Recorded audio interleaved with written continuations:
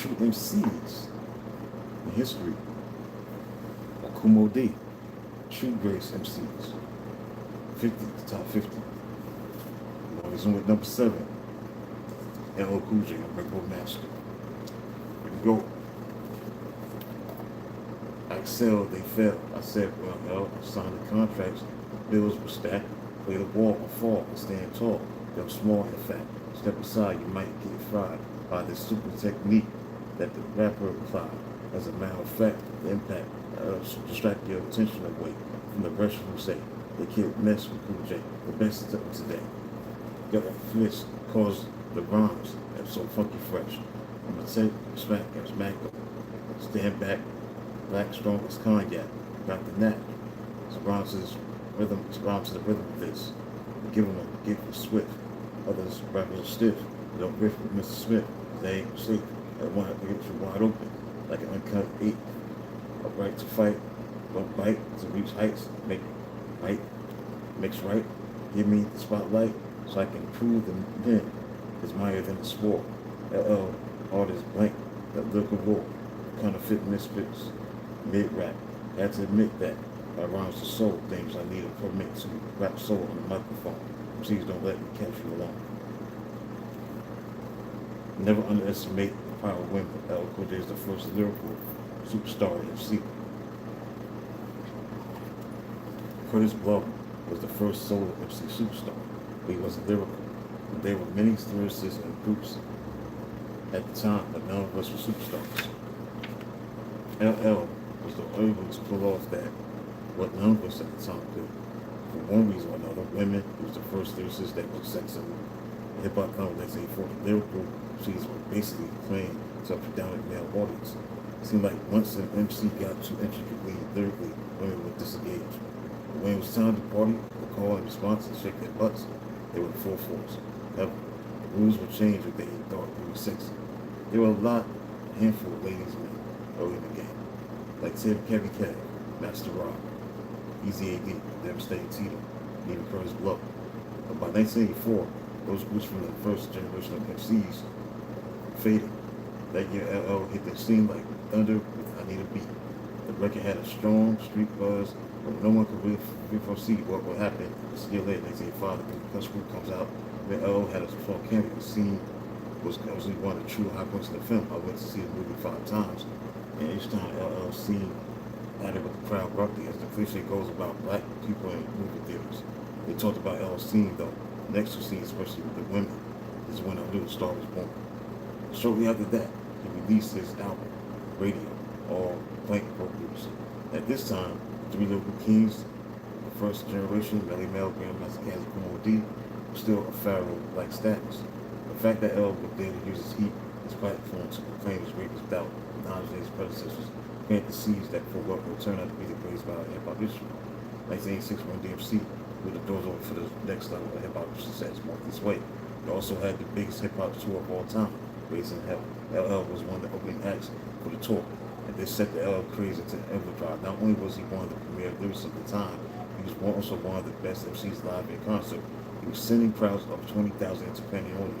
One might argue that the other lyricists at that time didn't have the same opportunity, but I was there, even in the smaller crowds and clubs. Most of the really lyrical MCs would lose this crowd, their live performance. LL understood the stage. He seemed to understand the laws of energy. The show was short and powerful. This flaw left the audience wanting more of him. By 1987, he released his second album, Bad.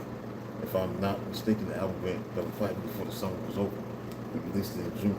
That summer, he headlined his own tour, the Def Jam Tour. Although the single I'm Bad led the charge for the album, midway through the summer, LL released I Need Love. The record took LL over the top, solidified his position with women as a sex symbol. Houdini was also co-headlined the tour with LL. They were also singing as sex symbols, but then after the Need Love took off, LL began to create super celebrity as a lone sex symbol. He pushed this into overdrive by bringing a couch out on the stage. Every night he would take his shirt off, get on the couch and simulate having sex on it while singing I Need Love. Pantheon is now strong enough words to describe how the ladies and the audience were reacting. A couple of markets have joined the tour. Everything was cool until one night in Boston. LL missed his plane and shows pulling acid rocked him Now I could just go up on stage and rhyme for a while, or be proud of with some frontal freestyle. You agreed within 15 minutes along with Grandmaster D cutting, Kim, Jalil, XC, Mike C, and myself actually directly proud. We got the word that LL was in the house and we shut it down. Finally, when LL took the stage, turned the music down, walked over to the speaker, stood over all of the MCs that just saved the show, and to explain to the crowd why he got on last, why his name is the biggest on the marquee, ran about how he was a bigger star than ours. At the show, the crew came to me and said they heard about this word record made for him, so the battle was officially on. After he heard I Like Me Now, he said he wasn't impressed. I was subscribing to the industry's rules of engagement. So someone makes money, what he or she does significant. Shortly after How You Like Me Now was clearly a hit, and brought to being a gold album single, LL responded with How You Like Me Now. You get busier, double platinum. I want you to get dizzier. Check out the way I say my display, my play, my J on the back, behind the Kool without the A. I love to ride the groove because the groove is smooth. It makes me move. Now I improve as it goes on. When you see me, don't ask me if the show's on. Tell out the sound. Don't come around, play me, ghost clown. Cool, my job to be down. You need to stay down, way down, because you're low down. Do that dance to Prince of Rap because it's gonna throw down. Here in the breeze while I'm killing them seas, I'm gonna keep on hitting with rough LPs. Day after day after day. You're smacking the figure of the basic Kool J. That's why LL is called by Kool the Unbreakable Master. He has never won a single battle yet. It just keeps coming. He was still answering this battle 8 years later on I Shot You. However, battling was never LL's strength, but when it comes to making love songs, he's untouchable. Thanks for hitting the like button. You should subscribe to the channel. Spoonie G did it smoothest. Heavy D did it the most energetic. Tupac did it the most point, but LL did it the most romantic. He had the look and the mirrors to pull it off. He was like a straight up ladies man. But let's not forget about the early Kool J is the most intelligent of the LL up to date. He was truly one of the more lyrical MCs of the 80s. Sounds were always diverse. He knew and still knows how to make hit records. He was that one note MC who would take chances on making the kinds of records that no hardcore rapper would make. It's still a formula for the superstar MC, although many fans criticize him making predominantly love songs now. I think it was the smartest thing he ever did. I think LL's longevity is a testament to the change. The women who loved LL didn't love him for the same reasons that the fellas did. Young boys loved the cocky side hard as blank lyrical LL. The young ladies loved the softer and they loved LL. They were coming to see him perform, take off his shirt so they could fantasize. If you study his track record, it's always been the love songs that made the album sellers. I Need Love, A Runaway Girl, Hey Lover, most recently Paradise. If you follow the pattern from I'm Bad, every other album is a hit. On those albums, he followed the formula. The misses, the love songs are not strong. He's trying to use more of the hardcore edge. Ultimately, LL has nothing to prove. His reign of success in terms of his longevity is untouchable. He has the largest body of work in the history of the game. Only KRS-One has more albums, but LL has more hits. He's been able to change with the times. He's better than anybody in the game. He still gets called on to make high-level, high-profile guest appearances. He's been attacked literally by more MCs than any other MC ever.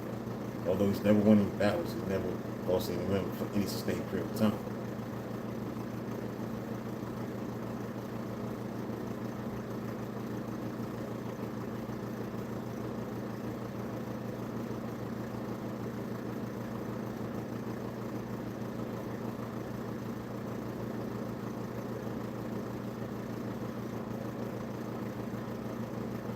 Always bounce back with a hit record in the face of battle aftermath.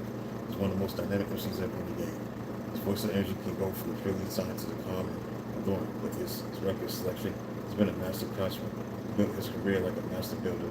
His prime position to basically do whatever he wants. He's been the face of DJ since the beginning. Every album he's ever made is going platinum, gold, no platinum. As an MC, he's been one of the most intense, passionate rhymers ever.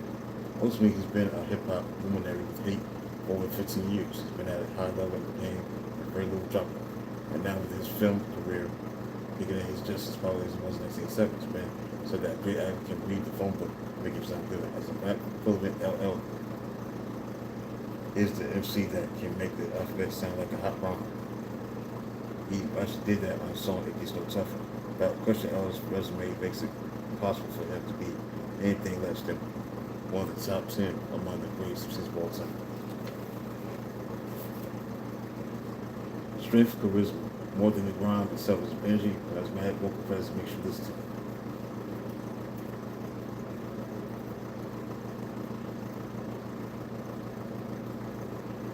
Battle, that's his weakness. He actually said that some of the weakest rounds of battle. Part of the reason for that, he's one of the most arrogant MCs ever. He's much more comfortable talking about himself. He's too busy on himself to focus on anybody else. Nitro, Jingle Baby, Radio, Favorite LP, Point to Kool D. 80 for originality. Point to Kool D, everybody knows that the story about this time came with the combination of Tila Rock, Ron, and myself. Basically, it just wasn't that original. What was original about him was the way he approached it with his energy, lyrically. 95 concepts, 100 versatility, 100 vocabulary. Substance 80, 90 flow, braggadocio 90, 80 freestyle, 100 vocal presence, 100 live performance, 80 poetic value, 100 body of work,